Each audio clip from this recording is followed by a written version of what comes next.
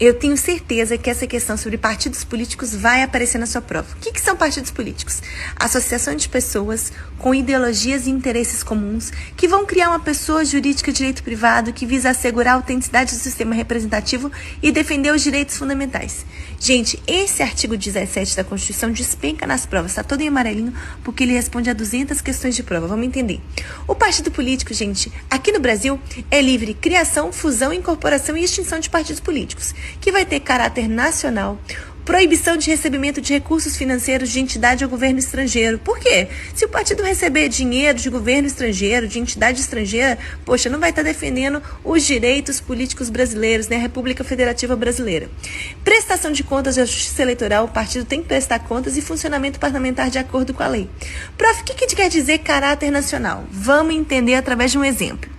Partido político de caráter nacional é aquele que comprova, gente, no período de 2 anos, o apoiamento de eleitores não filiados, de pelo menos 0,5% dos votos dados na última eleição geral para a Câmara dos Deputados, não computados os votos em branco e os nulos, distribuído por 1/3 ou mais dos estados, com no mínimo 0,1% do eleitorado de cada estado. Vamos exemplificar.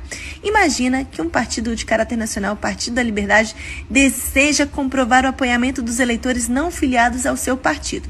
Suponha que na última eleição geral da Câmara dos Deputados tenha sido realizada em 2018 e que o total de votos válidos no país tenha sido 110 milhões. Desse total, o Partido da Liberdade precisa comprovar o apoiamento de pelo menos 550 mil eleitores não filiados ao partido, distribuídos pelo menos em 1/3 dos estados brasileiros, com no mínimo 110 mil eleitores apoiadores em cada um desses estados. Nesse exemplo aqui, o Partido da Liberdade conseguiu comprovar o apoiamento de 880 mil eleitores em todo o país. Então, é um partido de caráter nacional.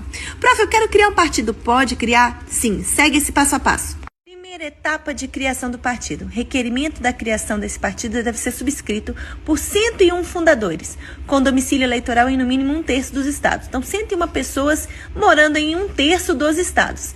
O requerimento vai ser dirigido ao registro civil, ao cartório competente de pessoas jurídicas. O oficial do registro, gente, vai efetuar a averbação do partido político no livro correspondente com a consequente expedição de certidão de inteiro teor.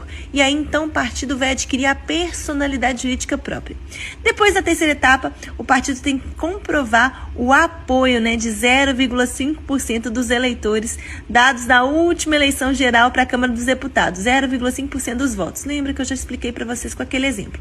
E na quarta etapa, nós temos, por fim, depois de comprovado esse apoio mínimo, registro do estatuto do partido junto ao TSE.